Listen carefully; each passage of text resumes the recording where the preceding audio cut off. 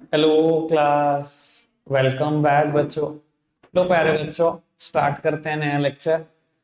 बाबू, कल 31 तक हमने क्वेश्चंस कर लिए हैं। आपकी किसी की कोई भी प्रॉब्लम हो वो तो लेनी लेनी प्रॉब्लम। उसके बाद बेटा आज 5 क्वेश्चन टारगेट है, ठीक है ना। आज कुछ ज्यादा नहीं, 32 से 36 तक टारगेट है।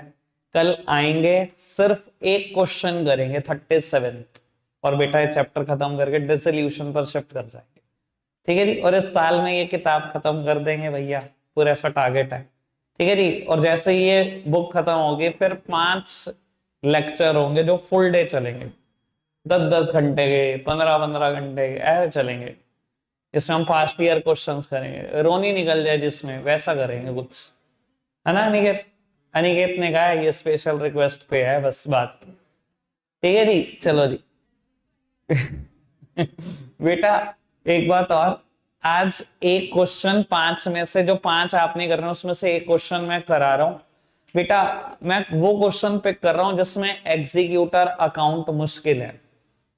याद करो जब लोन अकाउंट की चर्चा कर रहे थे तब मैंने आपको कहा था लोन अकाउंट को बहुत मुश्किल किया जा सकता है। जब रिटायरमेंट में लोन अकाउंट किया था 2 क्वेश्चन किए थे मैंने बेटा, और 5-6 इलस्ट्रेशन आपसे करवाए थे। तो सर इसको बहुत मुश्किल किया जा सकता है, टीचर के हाथ में बहुत पावर है भैया। ठीक है जी। खैर, एक आध क्वेश्चन बुक का, एक आध क्वेश्चन जो बुक में नहीं भी है वो भी मैं कराने में इंटरेस्टेड हूं। मैं एक बार एग्जीक्यूटर अकाउंट 2-3 क्वेश्चन का आज भी कर देता हूं बेटा। क्वेश्चन नंबर 33 पढ़ेंगे थोड़ा स्पीड पर, 5x पर। The balance sheet of X Y Z as at 31st of March 2023 was bills payable, employee provident fund, workman compensation reserve, general reserve, loans, capital x y और z, cash at bank, BR, stock, debtor, furniture, plant and machinery, building और advertisement suspense। बेटा कहता है PSR 321 है, Z died on 31st of July 2023, partnership deed provides that. बेटा Z की death हुई है 31 जुलाई को, यानी ये फाइनेंशियल ईयर 4 महीने रन कर गया। ठीक है, आगे बढ़ाते हैं बात को। कहते हैं goodwill is to be calculated on the basis of 3 year purchase of 5 years average profit, और पिछले 5 सालों के प्रॉफिट मुझे गिवन है। ठीक है जी। Deceased partner to be given share of profit till the date of death on the basis of profit for the previous year. बेटा प्रॉफिट में हिस्सा देना है डिसीज्ड पार्टनर का, पिछले साल के प्रॉफिट के बेसिस पे, 24,000 के बेसिस पे देना होगा। उसको रीवैल्यू करना कर देंगे भैया। आगे बढ़ो जी। A sum of 12233 was paid immediately to its executor and the balance to be paid in 2 equal annual installment together with interest at 10% per annum on the amount outstanding। कहता है जर्नल एंट्री कर दो और shows jets executor account में। Journal entry नहीं कर रहा, account. ठीक है जी। बेटा जेड का कैपिटल अकाउंट बना देते हैं, देखते हैं कितना अमाउंट ड्यू आता है, और फिर बेटा ये फोर्थ वाली चर्चा को आगे बढ़ाएंगे। बाबू कैपिटल अकाउंट बना रहा हूं जेड का, ठीक है, और फिर बेटा बनाएंगे। बेटा सबसे पहले बैलेंसेस ब्रॉट डाउन करो। बैलेंस है बेटा जेड का 12,000 रुपए ब्रॉट डाउन कर दिया। क्वेश्चन में था 6,000 और जेड पे 7,600, 1,000 वर्कमैन कंपनसेशन रिजर्व के। एक और प्रॉफिट था, जनरल रिजर्व था, वो भी 6,000 का था, इसका हिस्सा 1,000। एडवर्टीजमेंट सस्पेंस नुकसान का 6,000 का, उसका हिस्सा भी 1,000। ठीक है जी। बेटा इसके बाद उसने कहा गुडविल निकालनी है 3 year purchase of average profit of 5 years। बेटा पिछले 5 साल के प्रॉफिट है, क्या क्या है, 24, 16, 20, 10 और 5, चलो जी 40 और 60 और 15, 75, 15 की एवरेज 3 से मल्टीप्लाई, यानी कि बेटा फर्म की गुडविल आते है 45,000। बेटा फर्म की गुडविल 45,000 है तो बेटा 1/6 हिस्सा है जेड का। जेड के हिस्से की गुडविल कितनी बेटा? जेड के हिस्से की गुडविल 7,500 है, क्योंकि बेटा बची हुई रेशो गेनिंग रेशो है, यानी कि एक 4,500 देगा, दूसरा 3,000 देगा, 7,500 की गुडविल इसको मिल जाएगी। कि बेटा उसको प्रॉफिट का भी कुछ हिस्सा देना है बेटा, और वो प्रॉफिट कैसे निकलेगा? पिछले साल के प्रॉफिट को ही बेस मान लो। पिछले साल 24,000 हुआ था, इस साल कितना मान लेते होता तो बेटा 4 महीने का कितना, क्योंकि फाइनेंशियल ईयर 4 ही महीने चला है, और बेटा जेड का हिस्सा कितना। ठीक है जी बेटा, ये प्रॉफिट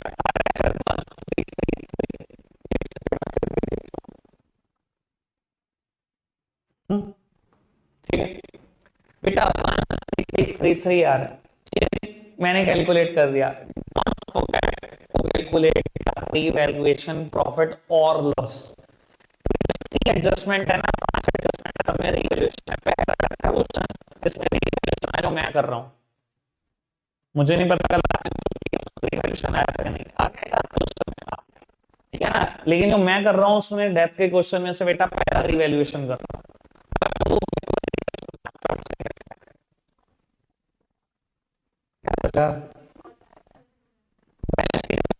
विचार करना है, 1000 से स्टॉक बढ़ाना बढ़ गया जी, और बता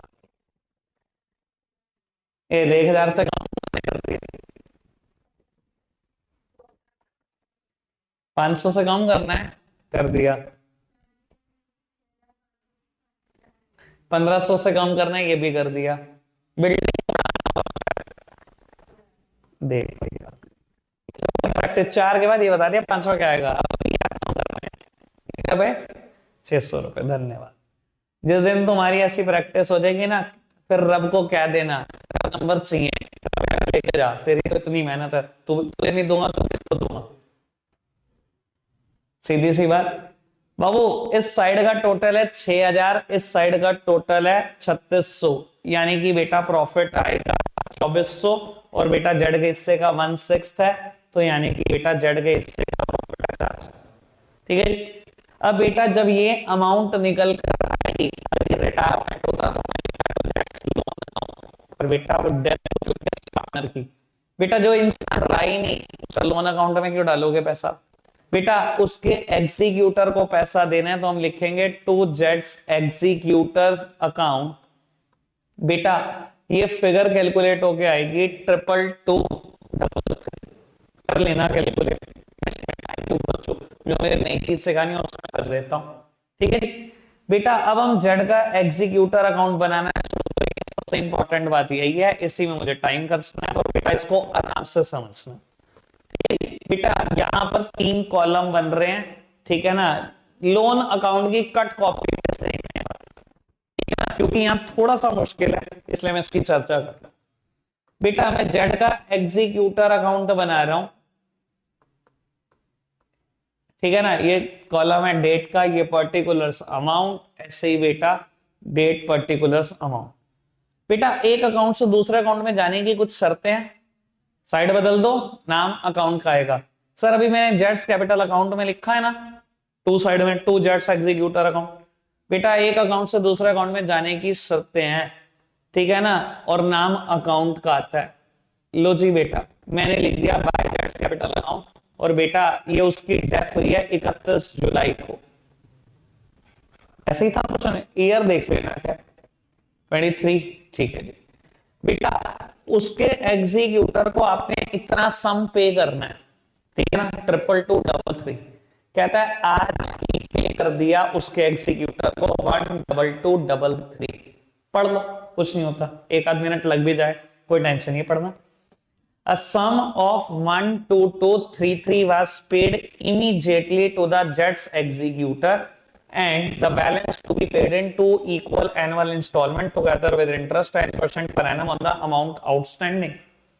ठीक है जी बेटा, बाबू आज ही पे कर दो इमीडिएटली, क्वेश्चन का अभी दिए बिल्कुल अभी। अच्छा जी सर अभी दे दो, तो बैंक अकाउंट कितना बेटा बाबू 12233। सबसे पहला एरर का स्कोप बता देता हूं, कहां है, यही है बेटा। क्वेश्चन कहता है जेड एग्जीक्यूटर को दे दो, बच्चा पता क्या गलती करता है, जेड के कैपिटल अकाउंट में लिखा था टू बैंक। बेटा मैं कहता हूं बिल्कुल हमने कभी अकाउंट समझने की सोची नहीं क्या, अगर आप जेड के कैपिटल में टू बैंक लिख रहे हो मतलब मरे हुए इंसान को दे रहे हो क्या पैसे, जो इंसान रहा ही नहीं उसको पे कर दिया तुमने, मतलब खुद थोड़ी तो बुद्धि है, उस अकाउंट में पे कुछ नहीं करना, किसी भी हाल में पे मत कर देना, पे यही होगा। समझ में आ रही है क्यों, ठीक है जी। अच्छा एक बात बताओ बेटा, पैसे कितने बचे, 10,000 बचे, देने इतने थे आज इतने तो अभी दे दिए, 10 ही तो बचे। अब क्वेश्चन ने कहा जो बैलेंस बचा कैसे देना है?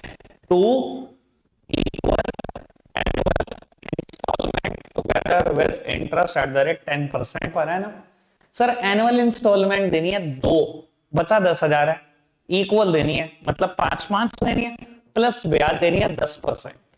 ऐसे ही मतलब तो यही है ना। चलो बाबू, लेकिन कब देनी है? एनुअल इंस्टॉलमेंट है, यानी कि बाबू अगर जो आज पैसे दे दिए हैं इससे 1 साल गिन लो और फिर 1 साल और गिन लो। 1 साल बाद देनी है एक किस्त और 2 साल बाद देनी है दूसरी किस्त, ठीक है। अब बेटा मैं आपको बता देता हूं बच्चे गड़बड़ यहां करेंगे क्या। सीधा यहां लिखेंगे टू बैलेंस सीडी 31 मार्च 2024, ले ली बैलेंस 10,000 और अगले साल उतारना शुरू कर देंगे। बेटा क्या कर रहे हो? जिंदगी में कभी कुछ पढ़ाई नहीं करी क्या अकाउंट्स की? बेटा अब आपने कंसेप्ट पढ़ा करते थे पीरियोडिसिटी, या अगर आप बात करो तो एक्रूवल कंसेप्ट, ऐसा 11th में 2-3 कंसेप्ट पढ़ा करते थे। पीरियोडिसिटी एक कंसेप्ट था जो कहता था accounts will prepare for a specific period of time, generally a financial year. क्योंकि अकाउंट्स आप फाइनेंशियल ईयर के लिए बना रहे हो तो खर्चे और इनकम भी फाइनेंशियल ईयर के रिकॉर्ड करना। एक्रूवल कंसेप्ट क्या कहता था? अगर आपने खर्चा पे नहीं किया, हो चुका है, रिकॉर्ड करो, चाहे पे नहीं किया। सेम अगर आप इनकम अर्न कर चुके हो, रिसीव नहीं करी, कोई नहीं, रिकॉर्ड तो करो।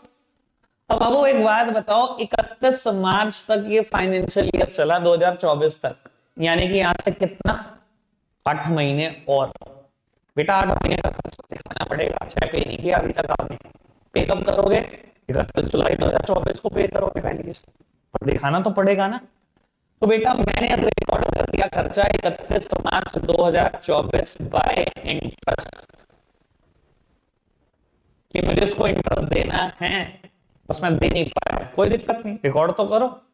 बेटा मैंने इंटरेस्ट रिकॉर्ड करा, 10,000 रुपए उसके देने हैं, कहता है 10% ब्याज है, 8 महीने का ब्याज कितना, ठीक है जी। और बेटा मैं 8 महीने का ब्याज कैलकुलेट कर रहा हूं, बेटा ये ब्याज निकल कर आ रहा है 666.66 आ रहा है, राउंड ऑफ कर दिया, ठीक है जी। दिया तो नहीं, तो टू बैंक लिखा होता मैंने कहीं, आराम से एंट्री को पढ़ लो अगर पढ़ना चाहते हो। मैंने क्या किया, दुनिया के सारे खर्चे डेबिट होते हैं, मैंने कर दिया इंटरेस्ट डेबिट। क्या करा, जेड के एग्जीक्यूटर की ही अमाउंट को बढ़ा दिया। मतलब कहने का मतलब है मैंने क्या किया, मैंने कहा जेड एग्जीक्यूटर कितने देने, तो 10 देने, जो तेरा 10 अमाउंट बचा वो तो देना। 667 रुपए ब्याज भी है मेरे ऊपर 8 महीने की, ठीक है। और इसी बैलेंस को मैंने ब्रॉट डाउन कर दिया 31 मार्च 2024 टू बैलेंस ब्रॉट डाउन कि 10,667 रुपए देने हैं, फाइनेंशियल ईयर हो गया क्लोज। सर 1 अप्रैल 2024 नया फाइनेंशियल ईयर शुरू हुआ बाय बैलेंस, अरे यार कैरेट डाउन था बेटा, ब्रॉट डाउन करा 10,667 रुपए, कोई दिक्कत तो नहीं। कब देनी थी किस्त? 31 जुलाई को देनी थी। बेटा 31 जुलाई तक का भी ब्याज निकाल लो, ये तो 8 महीने का ब्याज निकाला। ये क्यों निकाला? मेरे ऊपर जबरदस्ती थी, फाइनेंशियल ईयर क्लोज हो रहा था, ठीक है ना। बेटा ये रिटायरमेंट की तरह सीधा सीधा नहीं चलेगा, वहां तो बंदे की डेथ हुई 1 अप्रैल, 2 किस्त फटाफट दी, बीच में फाइनेंशियल ईयर क्लोज नहीं होता था, तो मैं बड़े मजे आते थे, तो कहते थे लो भैया मौज आ गई हमारी, तो लोन अकाउंट बहुत सिंपल था, मैंने पहले कहा था ये सिंपल नहीं होगा, इसमें जितना मर्जी चाहे बच्चे बना लो। समझ में आ रहा है? फाइनेंशियल ईयर क्लोज होगा तो कैलकुलेशन करके दिखानी पड़ेगी, क्योंकि खर्चा तो दिखाना ही पड़ेगा, चाहे पे करोगे ना करो, ठीक है। तो बेटा 31 जुलाई 2024 मैंने 4 महीने का इंटरेस्ट और निकाल लिया, ठीक है जी। अब बेटा जो इंटरेस्ट निकालेगा, ठीक है ना, लिख लेना मां बेवकूफ। अगर 8 महीने का इंटरेस्ट इतना है तो बेटा 4 महीने का आधा होगा, और अगर आपने इंटरेस्ट निकाला है तो समझ लेना कुछ नहीं सीखा जिंदगी से आपने, ठीक है जी। कितनी ब्याज हो गई बेटा? 1,000 रुपए ब्याज हो गई है, 667 8 महीने की, 4 महीने की, 1,000 रुपए ब्याज हो गई। क्या कहा था, कितनी किस्त देनी है? 5,000 रुपए की किस्त है, 10 देने थे ना, 2 बराबर किस्त में 5,000 टुगेदर विद इंटरेस्ट, 5,000 और 1,000 6,000। तो बेटा 31 जुलाई 24 को आपने पहली किस्त पे कर दी टू बैंक अकाउंट 6,000 रुपए, कोई दिक्कत तो नहीं। अब कितने देने रह गए? 5 ही तो रह गए, वो भी ब्याज के साथ देने 1 साल के बाद, मतलब कब? 31 जुलाई 25 को, ऐसे ही है। पर बेटा मेरे सामने फिर प्रॉब्लम है, फिर फाइनेंशियल ईयर खत्म हो रहा है 31 मार्च 25 को, 8 महीने की फिर ब्याज दिखाओ। ठीक है जी, दिखाओ जी ब्याज। बेटा मैंने रिकॉर्ड कर दिया बाय इंटरेस्ट अकाउंट। बेटा कैलकुलेशन थोड़ी देर करना, 5,000 रुपए देने हैं उसको, 5,000 रुपये ब्याज निकालना। और यहां पे भी बता देता हूं, देखो मैंने 10,667 ब्रॉड डाउन करे, मुझे कितनी ब्याज देनी थी उसको, 4 महीने की और देनी थी। मैंने क्या करा, मैंने यही करा, 10,000 का 10%, 4 बच्चे पता है गड़बड़ करता है पेपर में, 10,667 पे 4 महीने की ब्याज निकालनी शुरू कर देता है बैलेंस ब्रॉड डाउन पर ही। ओ भाई मेरे, तूने कौन से जन्मों में कंपाउंडिंग इंटरेस्ट पढ़ा था? ये कंपाउंडिंग इंटरेस्ट क्यों लगा रहा है तू ब्याज के ऊपर ब्याज? इस 10,667 में से 667 तो ब्याज के ही है। क्वेश्चन ने कुछ नहीं कहा तो सिंपल इंटरेस्ट ही तो होगा, कहीं कंपाउंडिंग ही शुरू कर दो तुम भी। ठीक है, चलो जी। तो वो 5,000 रुपये ब्याज देनी है, 10% ब्याज देनी है, 8 महीने और हैं अभी फाइनेंशियल ईयर में। तो बेटा ये ब्याज बैठेगी 333। ठीक है जी, 8 महीने की ब्याज आ गई 333 रुपए। फाइनेंशियल ईयर क्लोज कर दो। 31 मार्च 25 बैलेंस को ब्रॉड डाउन कैरेट डाउन कर दिया मैंने, 5,333 रुपए। फाइनेंशियल ईयर खत्म। पता है ना 5,333 कहां से आया? 5,000 तो देने ही थे और 333 ब्याज के। बेटा 1 अप्रैल 25 बैलेंसेस ब्रॉड डाउन कर दिए 5,333। बेटा 4 महीने की ब्याज और रिकॉर्ड कर दो, 8 महीने की पहले कर चुके हो। और अगर अब आप निकाल रहे हो फिर मैं बोलूंगा बुद्धू, 8 महीने की है, 4 महीने की आधी तो होगी। ठीक है जी, और 31 जुलाई को ये पे कर देना 5,500 रुपए टू बैंक। अकाउंट क्लोज हो गया 31 जुलाई 25। समझ में आई बेटा बात? कोई दिक्कत कोई परेशानी तो नहीं? करे मुश्किल और एक बात, एक हाथ तो कर ही लें। अरे हाँ, कोई नहीं कर देते। अच्छा एक काम करो, एक एग्जीक्यूटर अकाउंट बनाओ, यही बना दो जेड्स एग्जीक्यूटर अकाउंट। ठीक है, और जेड की डेथ हुई है 1 अगस्त 2000, कुछ भी समझ लो 19। 1,00,000 रुपए देने थे मुझे उसको। ठीक है, और डिसाइड हुआ मैं 4 हाफ ईयरली इंस्टॉलमेंट दूंगा, 4 इक्वल हाफ ईयरली इंस्टॉलमेंट, बल्कि 4 equal half yearly instalment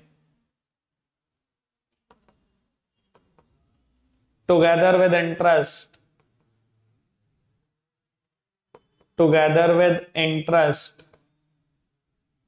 at the rate 10% per annum। बाबू ये आप करके दिखाओगे एग्जीक्यूटर अकाउंट, जल्दी करना। ठीक है जी, नहीं बनेगा तो मैं बनाऊंगा ही। ठीक है जी, ट्राई करो। बेटा ये है इस क्वेश्चन का सॉल्यूशन।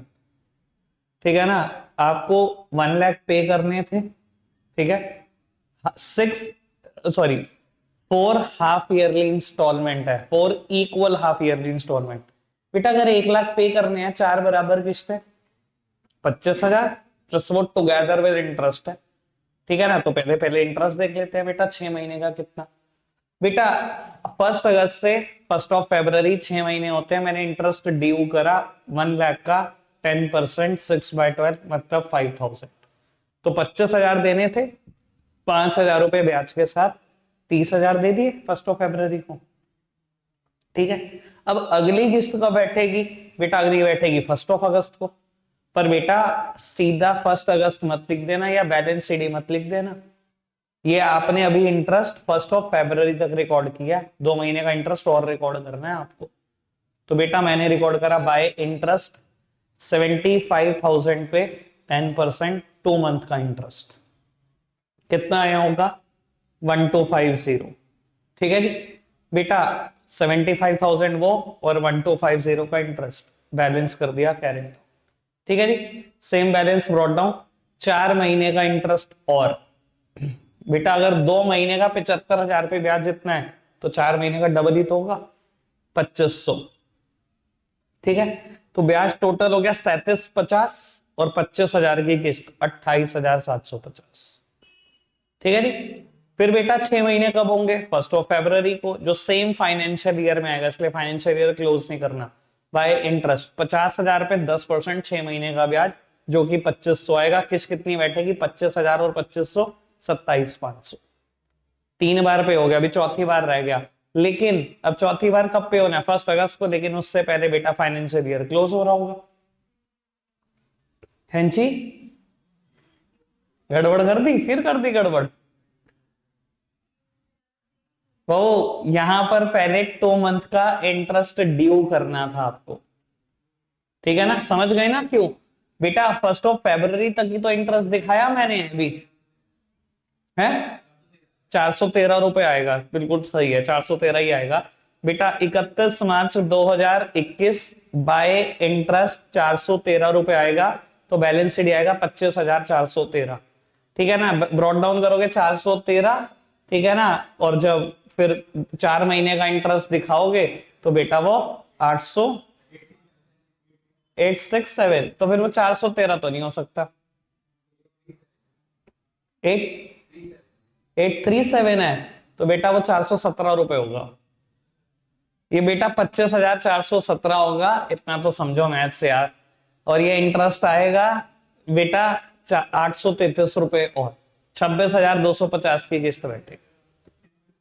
ठीक है जी, आज के लिए रखते इतना ही है, बाय बाय।